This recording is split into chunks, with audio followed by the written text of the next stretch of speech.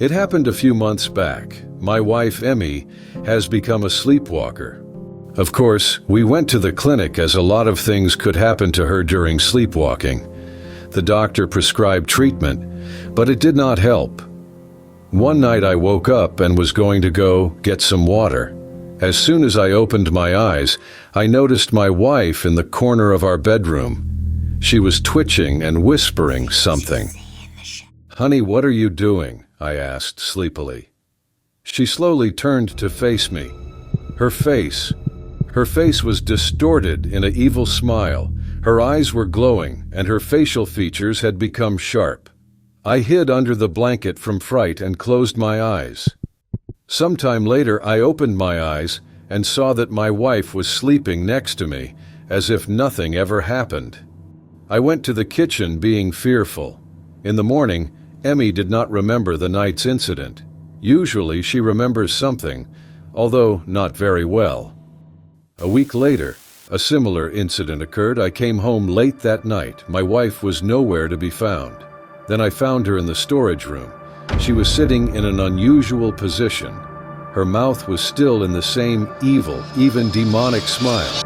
Facial features had become even sharper, and her eyes rolled back. I jumped up and ran out of the house and came back in the morning. I found my wife in the kitchen. She was holding a knife and her stomach was cut. I immediately grabbed Emmy, ran to my car, and we drove to the hospital. At the hospital, I told the doctors the story that happened to us, and they told me that it was all my imagination, and I was just very worried about my wife, and that Emmy cut her stomach during a sleepwalking fit. I didn't argue with the doctors. I put my wife in a taxi, and I went to church, and I am an atheist. Soon, I managed to persuade a priest to come to our home. Then I wanted to somehow save my wife from such an unpleasant illness. When I came home with the priest, I accompanied him to my wife, but when he saw her, he felt sick.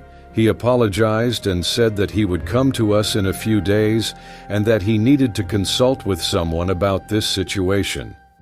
After 3 days, and every night the situation was repeated, my wife stopped eating and became incredibly thin, like she is starving for a week.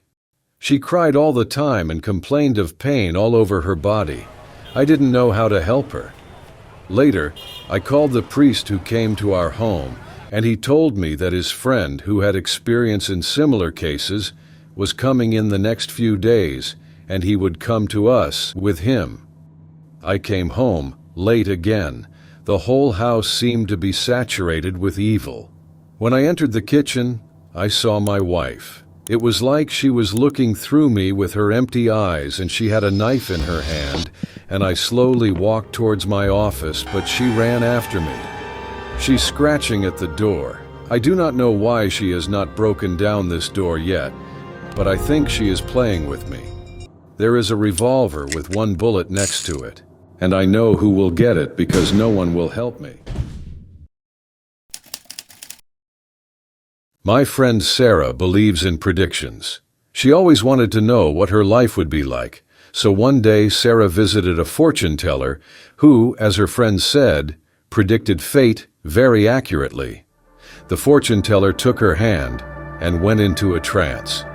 In a deep voice, she said, "Over the next 4 years, you will have 3 big successes and 1 big setback."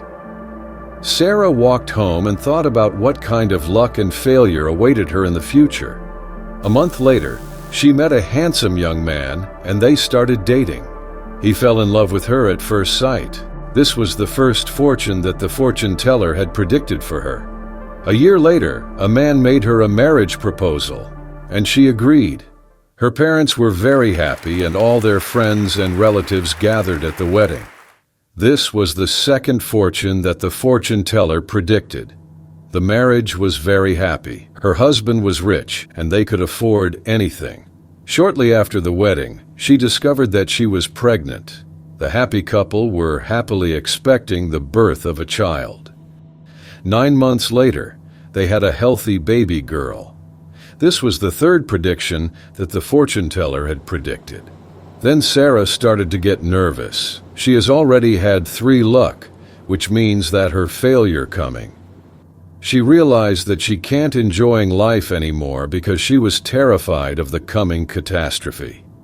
She was losing sleep because of stress. One night she had a terrible nightmare. In a dream she saw her daughter sleeping in her crib.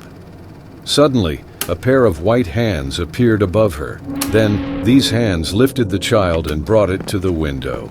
She watched in horror as the hands opened the window and threw the child out.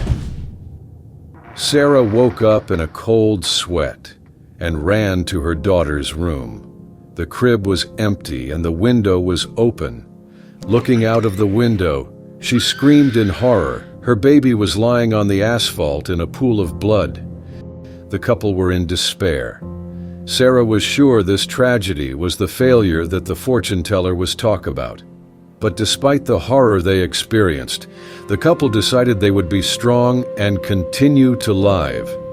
The other night, Sarah had another nightmare. In her dream, she saw her husband sleeping in bed. Suddenly, a pair of white hands appeared above him. There was a knife in one of them. The hand stabbed her husband several times. She could only watch in horror as her husband was killed. She woke up in a cold sweat and with her heart pounding. Turning to her husband, Sarah saw that he was lying in a pool of blood and a knife was sticking out of his chest. My friend fell into complete despair. Her happy life was ruined because her child and husband are dead. Why this happened, she thought. Because the fortune teller predicted the only one failure, not 2. The next day she came to that fortune teller. She screamed at the fortune teller for a long time. "You predicted 1 failure for me, 1. My child died, but you only said about 1 failure, but my husband died too." The fortune teller looked sadly at Sarah and took her hand. "My dear," she said, "you don't understand. I predicted 3 successes and 1 big setback for you. Your luck was you met a handsome man, got married and had a baby. Your failure is that you walk in your sleep." This story happened to me a few years ago. First, I will tell you about the arrangement of furniture in my room, as it is important. To the right of the doorway is my bed. There is a closet opposite the bed, and the computer between the bed and the closet near the window. There are jackets hanging over my bed. I only have an entrance door. The rooms in the house have doorways without doors. I was sleeping in my room.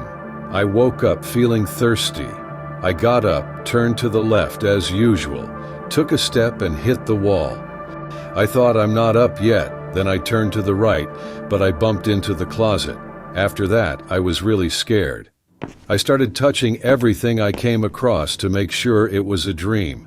Looking again at the doorway, I was convinced that in its place was a wall, not a doorway. Pinching myself, I was convinced that this was not a dream.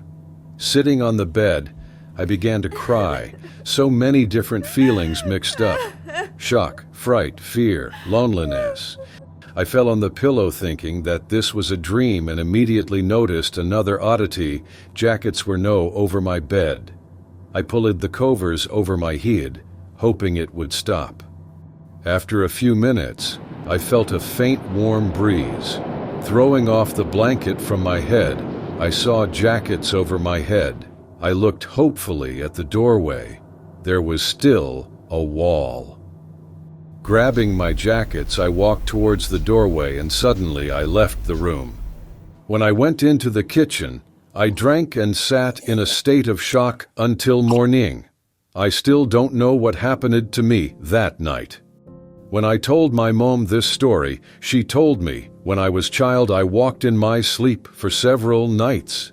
Nothing like that had happened to me since, and to be honest, I'm sure I didn't sleep the night I was trapped. If you liked this video, please give it a like. Subscribe with notifications and leave me a comment letting me know your thoughts below.